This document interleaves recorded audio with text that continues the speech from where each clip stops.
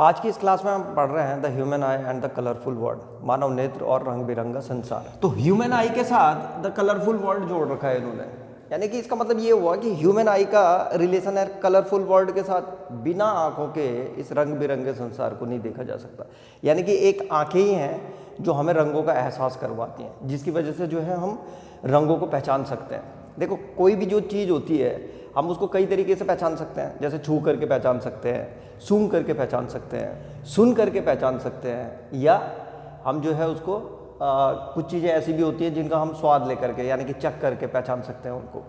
लेकिन रंगों को हम बंद आंखों से नहीं पहचान सकते, उसके लिए हमें आंखें खोलनी पड़ेगी, आंखों की मदद लेनी पड़ेगी।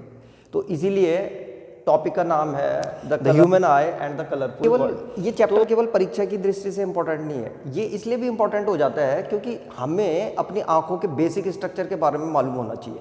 तो सबसे पहले हम बात कर रहे हैं आंखों का बेसिक स्ट्रक्चर। तो जो हमारी आंखें होती हैं वो कैमरे की तरह काम करती है, बिल्कुल जस्ट लाइक ए कैमरा, कैमरे की तरह है हमारी आंखें।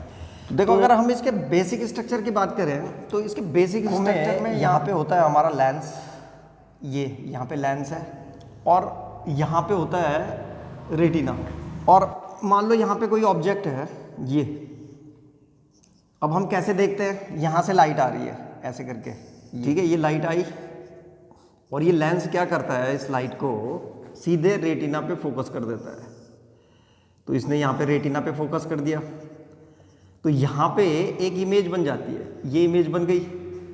ये जो हमारा रेटिना होता है ये बहुत ही ज़्यादा सेंसिटिव होता है, बहुत ही ज़्यादा सेंसिटिव स्क्रीन होती है, और इस स्क्रीन पे जो इमेज बनाता, ये जो इमेज बनाता है, या ये जो इस स्क्रीन पे जो इमेज बनती है वो इन्वर्टेड होती है, उल्टी होती है, और रियल होती है।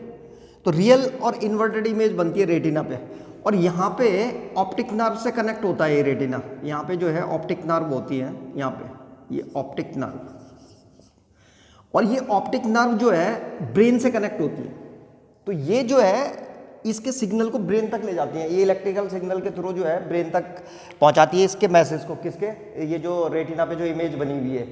और ब्रेन तब हम केवल आंखों से नहीं देखते, हम जो है ब्रेन की मदद से भी देखते हैं, मतलब आंखें प्लस ब्रेन, तब हमें कोई चीज़ दिखाई देती है। तो ये ऑप्टिकल नर्व्स जो है ब्रेन से कनेक्ट होती हैं, तो ये सिग्नल जाते हैं ब्रेन पे, यहाँ से जो इमेज बनती है यहाँ पे, इसके सिग्नल ऑप्टिकल नर्व के थ्रू जो है ब्रेन पे जाते हैं, और तब हमें चीज़ें दिखाई देती हैं। यानी कि इसमें ब्रेन का भी रोल है, हम केवल आंखों से नहीं देखते, हम जो है अपने दिमाग से भी देखते हैं, यानी कि उसमें दिमाग का भी एक बहुत इंपॉर्टेंट रोल है। सोचो, हमारे पास दो आँखें हैं तो हमारे पास दो रेटिना है। इसका मतलब ये हुआ कि जब भी हम किसी चीज़ को देखते हैं, जैसे ये जो ऑब्जेक्ट है, इसकी हमारी दोनों आंखों में दो इमेजें बनी होंगी, लेकिन दिखाई तो हमें एक ही देता है ना। तो ये सब दिमाग का कमाल है। और दूसरा, यहाँ पे तुमने देखा होगा कि ये जो रेटिना है, रेटिना पे जो है इन्वर्टेड इमेज बनती है, यानी कि उल्टी, लेकिन हमें हर चीज़ उल्टी दिखाई देती है, ये भी दिमाग का कमाल है। तो ये दिमाग जो है उसे सुलटा, ब्रेन जो है उस इमेज को सुलटा करके दिखाता है हमको, और एक ही इमेज बना के दिखाता है, दो इमेज भी नहीं बनने देता। तो इसलिए जो है ब्रेन का भी बहुत बड़ा रोल होता है। तो इसको आगे डिस्कस करेंगे, इसको फिर हो गया। तो फिलहाल लेंस को जो है क्रिस्टलाइन लेंस बोलते हैं। तो अब तक जो हमने पढ़ा उसमें सिंपल अभी तीन चीज़ें आई हैं केवल। एक आया है क्रिस्टलाइन लेंस, रेटिना और ऑप्टिक नर्व। ये मैं ये बता रहा था कि इसको क्रिस्टलाइन लेंस क्यों बोलते हैं, तुम्हारी बुक में लिखा हुआ है इसको क्रिस्टलाइन लेंस।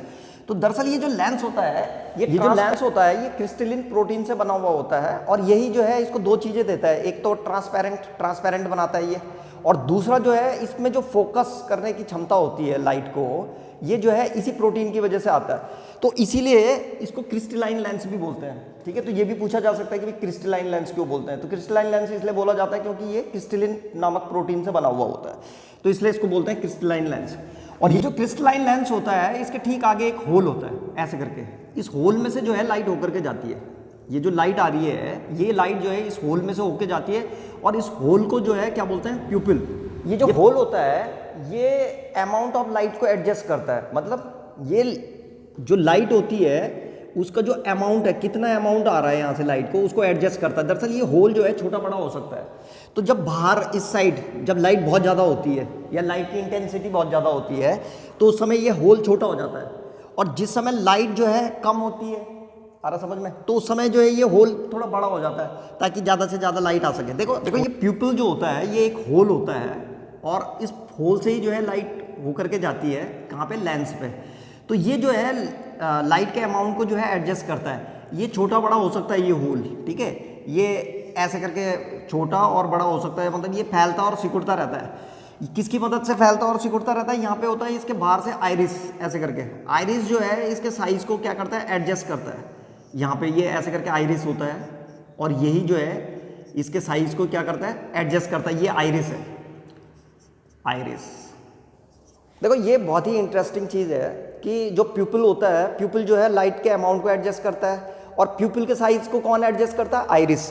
आइरिस ही जो है इसको बड़ा छोटा करता है। देखो मैंने एक अलग से डायग्राम बना दिया है यहाँ पे, इसको उठा करके हम यहाँ पे ले आए हैं। ये प्यूपिल है और ये आइरिस है। तो अभी मैं जैसे समझा रहा था तुम लोगों को कि प्यूपिल का काम है लाइट को एडजस्ट करना और आइरिस का काम है प्यूपिल के साइज को एडजस्ट करना। यानी कि आइरिस की मदद से प्यूपिल जो है लाइट को एडजस्ट करता है। तो होता क्या है कि जिस समय दिन के टाइम जिस समय बाहर बहुत ज़्यादा रोशनी रहती है, उजाला रहता है, तो उस समय जो है ये आइरिस क्या करता है, इस प्यूपिल को जो है वो कॉन्ट्रैक्ट कर देता है। तो उस समय जो है ये छेद छोटा हो जाता है ऐसे करके।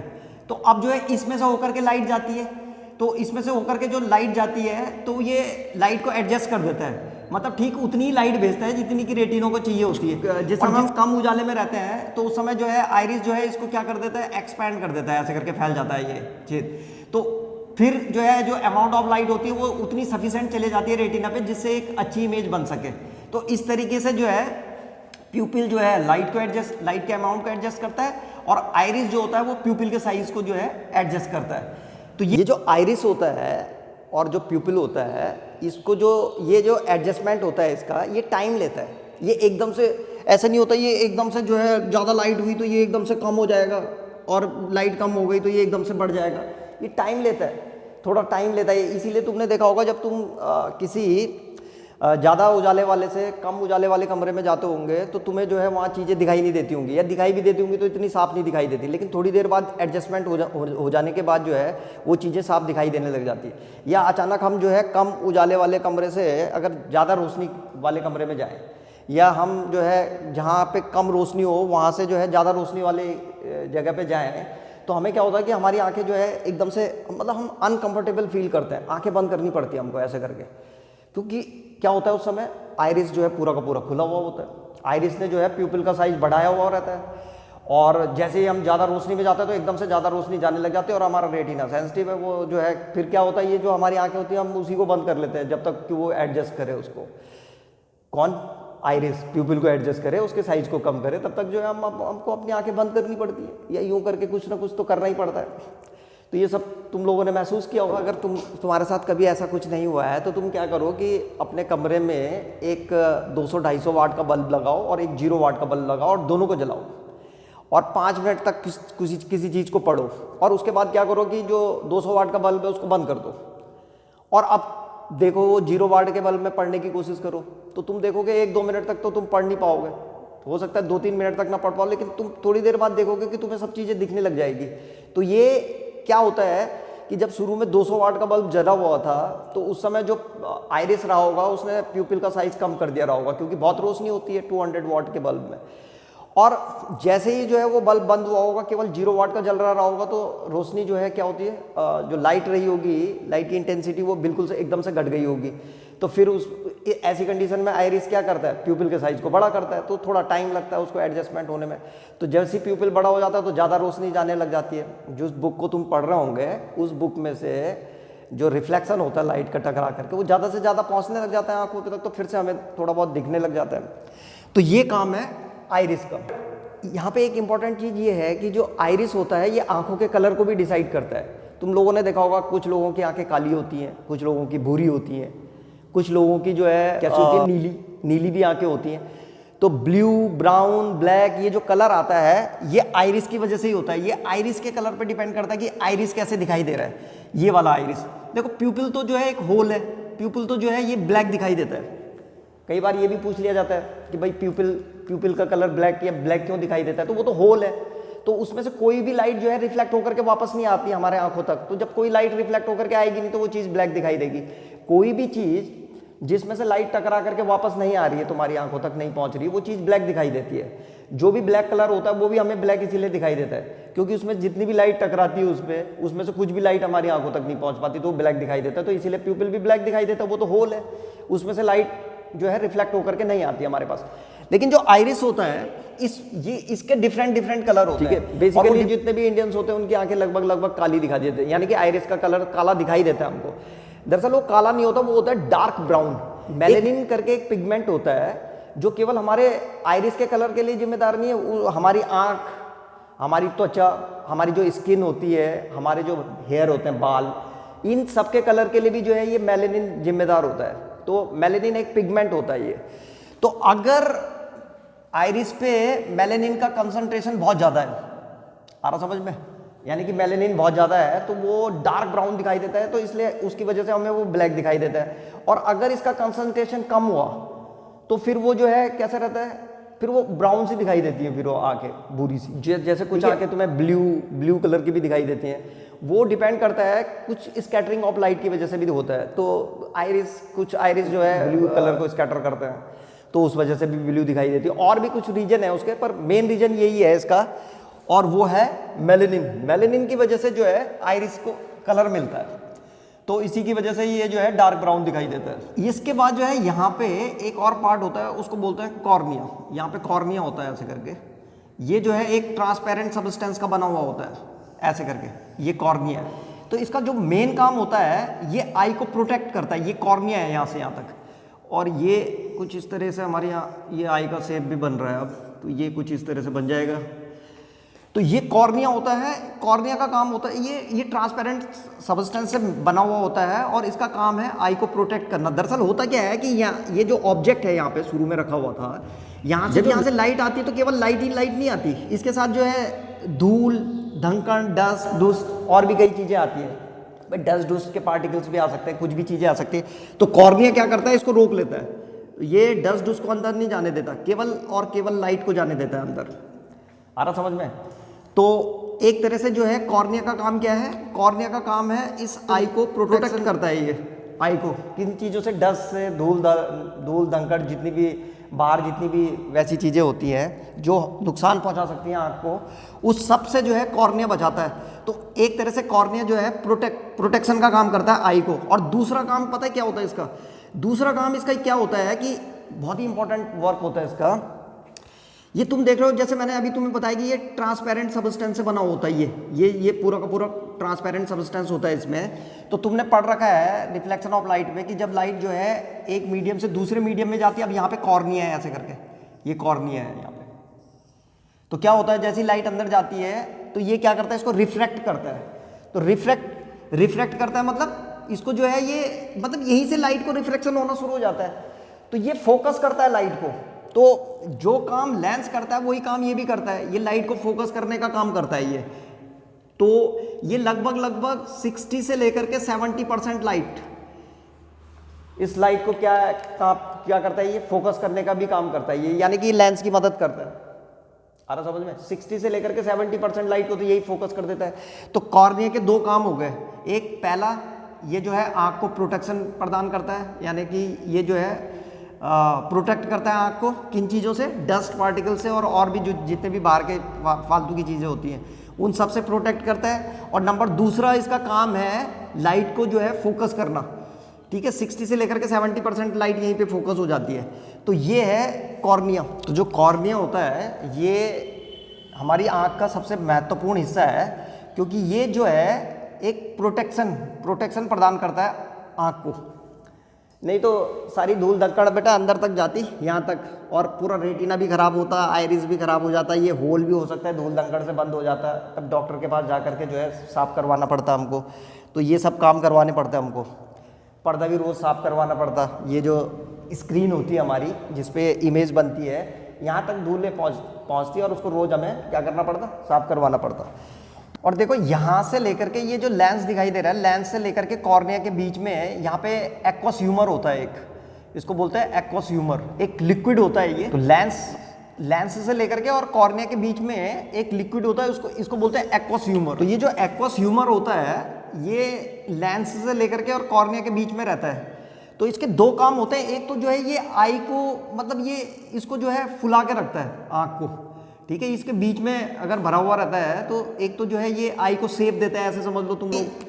ये जो एक्वस ह्यूमर होता है ये लेंस से लेकर के और यहाँ तक कॉर्निया के बीच में रहता है।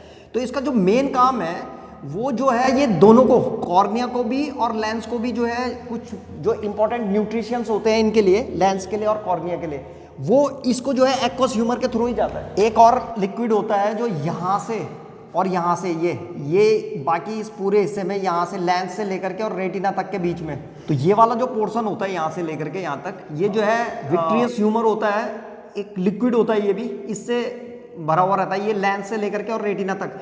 इसका जो मेन काम होता है ये जो है रेटिना को प्रोटेक्ट करता है, ये जो है रेटिना को झटकों से बचाता है, ये शॉक नहीं लगने देता उस पर।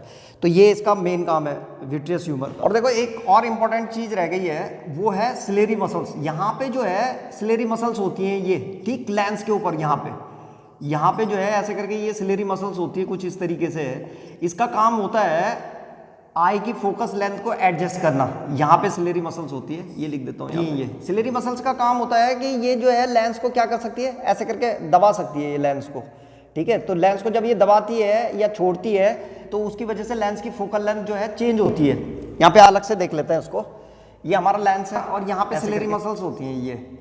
तो ये क्या करती हैं, सिलेरी मसल्स जो है इसको क्या कर सकती हैं, पुश कर सकती हैं, ऐसे दबा सकती हैं ये। तो जब सिलेरी मसल्स इसको दबाती है तो ये लेंस कैसा हो जाता है, थोड़ा मोटा हो जाता है, ये ऐसे करके मोटा हो जाएगा ये लेंस ऐसे करके। ये क्रिस्टलाइन लेंस तो होता है, ये फ्लेक्सिबिलिटी तो होती है इसमें। तो जब सिलेरी मसल्स इसको दबाती है ऐसे करके तो ये ऐसे करके मोटा हो जाता है। तो इसकी वजह से क्या होता है, इसकी फोकल लेंथ कम हो जाती है। अब जब ये ऐसे करके पुश दबा देती है ना सिलेरी मसल, तो ये इसकी जो ये होता है, ये जो कर्व होता है ये कर्व बढ़ जाता है, उसकी वजह से जो है इसकी फोकल लेंथ घट जाती है। और जब ये रिलैक्स रहती है सिलेरी मसल तो उस समय ये पूरा का पूरा खुला हुआ रहता है, तो ये इसका जो ये कर्व होता है ये घट जाता है, तो उस समय जो है इसकी फोकल लेंथ बढ़ जाती है। तो इस तरह से सिलेरी मसल्स की मदद से जो है लेंस अपनी फोकल लेंथ को जो है घटा या बढ़ा सकता है। तो ये काम सिलेरी मसल्स का है।